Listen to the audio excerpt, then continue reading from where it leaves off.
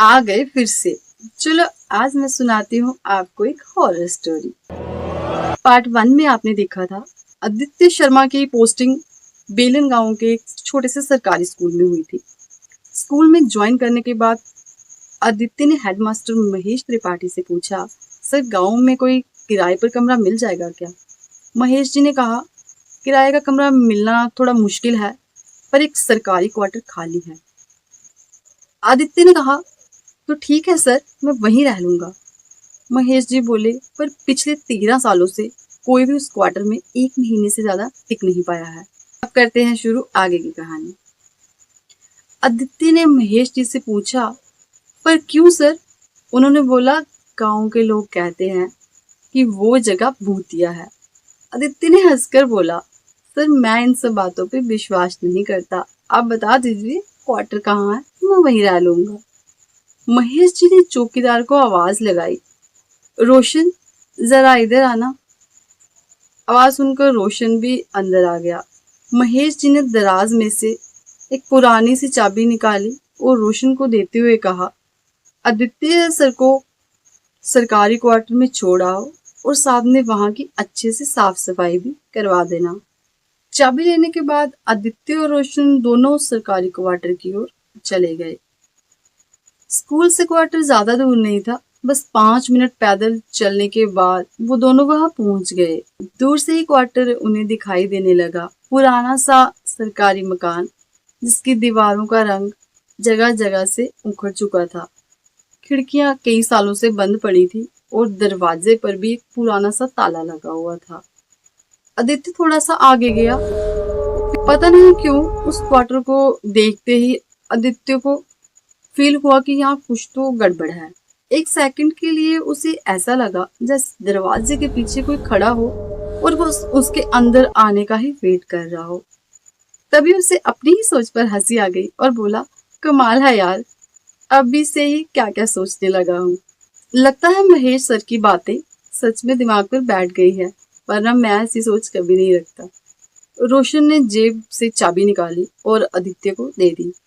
आदित्य ने ताला खोला और दरवाजे को धीरे से धक्का दिया। पुराना दरवाजा आवाज करता हुआ खुल गया। आदित्य बैग लेकर अंदर गया। अंदर जाते ही उसे कुछ अलग सा लगा। वो घर पुराना तो था, लेकिन जितना उसने सोचा था उतना बुरा बिल्कुल भी नहीं था। उसने एक बार पूरे कमरे में देखा, पूरा फर्नीचर अपनी जगह पर सेट रखा हुआ था।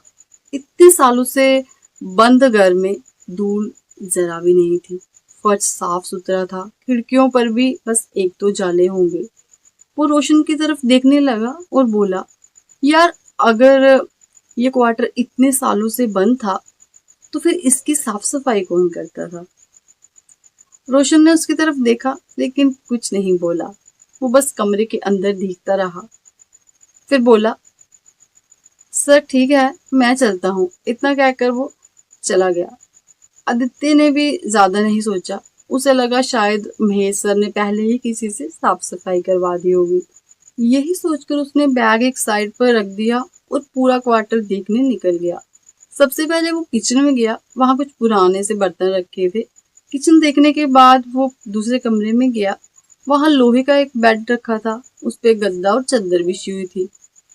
तभी उसकी नजर कमरे के आखिर में बने एक दरवाजे पर पड़ी।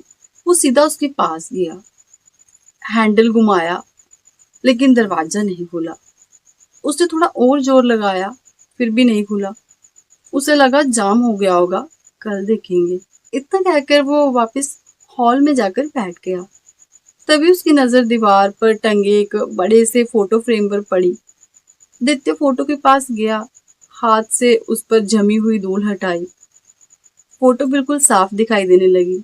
वो स्कूल के पुराने टीचर्स की ग्रुप फोटो थी। सभी लोग कैमरे की तरफ देखकर स्माइल कर रहे थे। नीचे सबके नाम भी लिखे हुए थे। आदित्य एक एक करके नाम पढ़ने लगा, लेकिन जैसे ही वो सबसे नीचे वाले नाम को पढ़ने लगा, वो अचानक से रुक गया, क्योंकि जिस जगह उस टीचर का नाम लिखा था उसे पूरी तरह खरोच दिया गया था। समझ ही नहीं आ रहा था कि वहां किसका नाम लिखा था। ऐसा लग रहा था जैसे किसी ने जानबूझकर सिर्फ उसी नाम को मिटाने की कोशिश की हो। आदित्य कुछ सेकंड तक उसी फोटो को देखता रहा। उसके मन में बस एक ही सवाल था, आखिर सिर्फ यही नाम क्यों मिटाया है। लेकिन उसने ज्यादा दिमाग नहीं लगाया। फोटो वापस दीवार पर टांगी और अपना सामान निकालने लगा। सामान रखते रखते कब रात हो गई आदित्य को पता ही नहीं चला। बाहर तेज बारिश हो रही थी। पूरे क्वार्टर में बस बारिश की शोर गूंज रही थी। उसने बैग से माँ की दी हुई भगवान की छोटी सी तस्वीर निकाली और बेड के सिराने रख दी। थोड़ी देर बाद उसे भूख लगी। उसे याद आया कि माँ ने उसके लिए खाने का एक डिब्बा भेजा था। उसने बैग से स्टील का डिब्बा निकाला। ढक्कन खुलते ही आलू के परांठे और आम के अचार की खुशबू पूरे कमरे में फैल गई।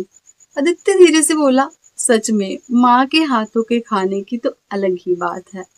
वो वहीं खिड़की के पास बैठा और आराम से खाना खाने लगा। लेकिन उसे क्या पता था कि वहां कोई और भी चुपचाप उसे देख रहा था। बाहर पूरी तरह अंधेरा हो चुका था। खाना खाने के बाद आदित्य ने मोबाइल निकाला और माँ को कॉल मिलाई। नेटवर्क बार बार आ जा रहा था। 2-3 बार कोशिश करने के बाद आखिरकार कॉल लग गई। आदित्य ने बात कर कर कॉल कट कर दी। मोबाइल रखते ही आदित्य की नजर स्क्रीन पर गई। नेटवर्क फिर गायब था। उसने फोन मेज पर रखा और घड़ी देखी। रात के 10:30 बज चुके थे। पूरा दिन सफर में बीत गया था, इसलिए उसने सोचा अब थोड़ा आराम कर लेता हूँ। सोने से पहले आदित्य ने दरवाजा, खिड़कियां और लाइट बंद की और आकर बिस्तर पर लेट गया। नींद बस आने ही वाली थी कि तभी की आवाज आई। आदित्य की आंख एकदम खुल गई। आवाज बहुत धीरे से आई थी, लेकिन इतनी साफ कि उसे लगा क्वार्टर के बाहर कोई खड़ा है। वो बिना हिले चुपचाप सुनने लगा। कुछ सेकंड तक फिर कोई आवाज नहीं आई। आदित्य ने सोचा शायद उसका वहम होगा और दोबारा आंखें बंद कर ली। लेकिन कुछ ही सेकंड बाद फिर ठक ठक हुआ। इस बार आवाज एक बार नहीं आई थी। ऐसा लग रहा था जैसे कोई क्वार्टर के बाहर धीरे धीरे चल रहा हो। आदित्य उठकर बैठ गया। उसकी नजर घड़ी पर गई। रात के 11:47 हो रहे थे। आदित्य कुछ सेकंड चुपचाप बैठा रहा, फिर खुद से बोला, चलकर देखता हूँ आखिर बाहर है कौन। वो धीरे धीरे दरवाजे तक गया। एक सेकंड के लिए उसका हाथ कुंडी पर रुक गया। फिर उसने हिम्मत करके दरवाजा खोल दिया। दरवाजा खोलते ही ठंडी हवा सीधे अंदर आ गई। बाहर सिर्फ बारिश हो रही थी और दूर दूर तक कोई दिखाई नहीं दे रहा था। आदित्य वापस मुड़ने ही वाला था, तभी उसकी नजर नीचे जमीन पर पड़ी। गीली मिट्टी पर जूतों के ताजा ताजा निशान बने हुए थे। ऐसा लग रहा था जैसे कोई अभी अभी दरवाजे तक आया हो। आदित्य झुककर उन्हें देखने लगा, लेकिन तभी उसे एक बात समझ आई। निशान दरवाजे तक आए तो थे, लेकिन वापस जाने वाला एक भी निशान नहीं था। उसने बाहर चारों तरफ देखा। मिट्टी हर तरफ से गीली थी।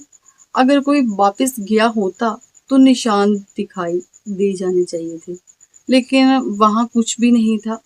उसने धीरे से कहा, ये कैसे हो सकता है। वो वापस अंदर आया।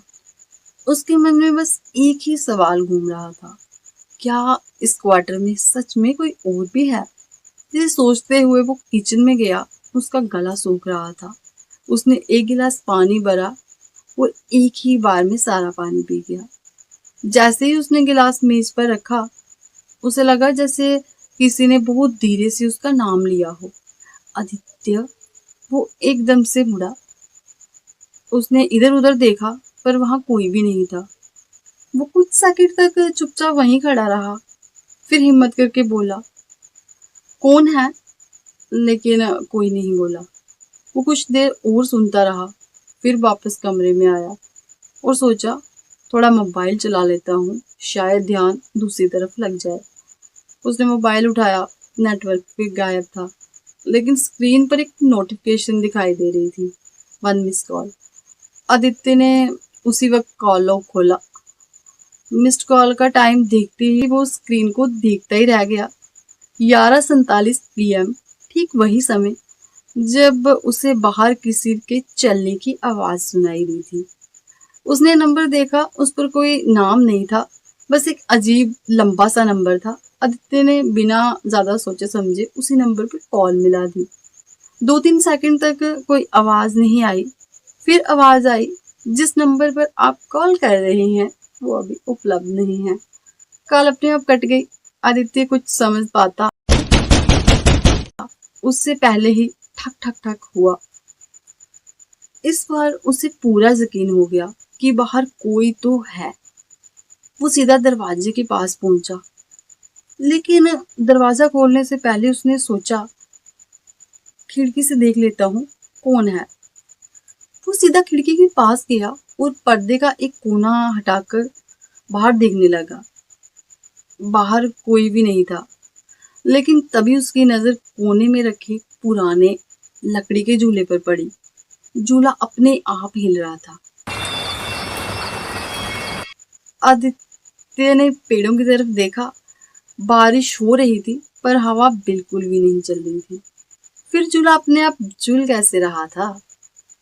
कुछ सेकंड तक वो उसी झूले को देखता रहा। फिर उसने पर्दा छोड़ दिया। इतने में ही अचानक धड़ाम की आवाज आई। घर के पीछे से किसी भारी चीज के गिरने की आवाज आई थी। स्टोर रूम का दरवाजा उसी साइड था। आवाज साफ स्टोर रूम से ही आई थी। आदित्य सीधे उधर चला गया। कमरे से बाहर निकलते ही वो रुक गया। शाम को जिस स्टोर रूम का दरवाजा खोलने की कोशिश करने पर भी नहीं खुल रहा था, वही दरवाजा थोड़ा सा खुला हुआ था। अंदर बस अंधेरा दिख रहा था। उसने पास में रखी टॉर्च उठाई और जला ली। टॉर्च की रोशनी अंदर डाली। फिर वो थोड़ा और पास गया और स्टोर रूम के सामने खड़ा हो गया। तभी उसे लगा अंदर कोई है। उसे ऐसा लगा जैसे कोई चुपचाप खड़ा होकर उसे देख रहा हो। उसने टॉर्च उठाकर अंदर रोशनी करने की कोशिश की, लेकिन हाथ वहीं रुक गए।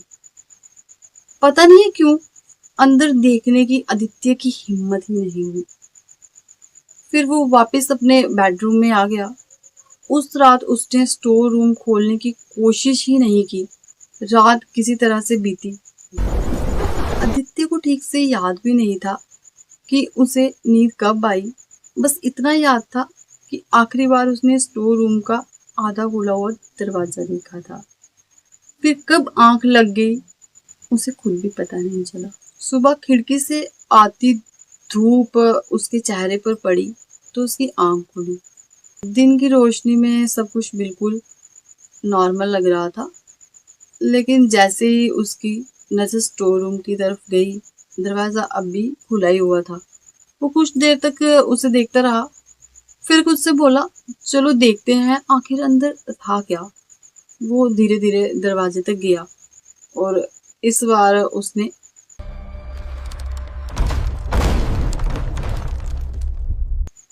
कमरे में हल्की सी सीलन थी।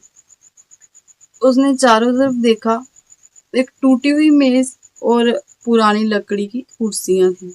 दीवार के पास रखा हुआ एक लोहे का संदूक, कुछ पुरानी फाइलें और कोने में रखी एक बुझी हुई लालटेन। बस इतना ही। आदित्य जरा सा मुस्कुराया और बोला, अरे यार, पूरी रात मैं इस कमरे से डरता रहा हूँ। वो वापस मुड़ने ही वाला था कि तभी उसकी नजर संदूक के नीचे फंसी किसी चीज पर पड़ी। पहले उसे लगा कोई पुरानी किताब होगी। वो नीचे झुका और उसे बाहर खींच लिया। वो चमड़े के कवर्स वाली एक पुरानी सी डायरी थी। डायरी पर धूल जमी हुई थी, लेकिन एक बात ने आदित्य को फिर हैरान कर दिया। धूल के ऊपर किसी की उंगलियों के जैसे ताजा ताजा निशान थे। ऐसा लग रहा था जैसे कुछ समय पहले ही किसी ने उसे छुआ हो। आदित्य डायरी लेकर बाहर आया और मेज के पास बैठ गया। उसने सीधे ही डायरी खोल दी। पहले पेज पर बड़े साफ लफ्जों में लिखा था, अगर ये डायरी तुम्हारे हाथ लग चुकी है तो समझ लो अब तुम इस घर में अकेले नहीं हो। आदित्य कुछ टाइम तक उस लाइन को देखता रहा, फिर बोला, आखिर इस डायरी में ये किसने लिखा होगा? आखिर इस डायरी में ऐसा लिखा क्या था और किसने लिखा था? अब तुम इस घर में अकेले नहीं हो, ये जानेंगे कहानी के नेक्स्ट पार्ट में।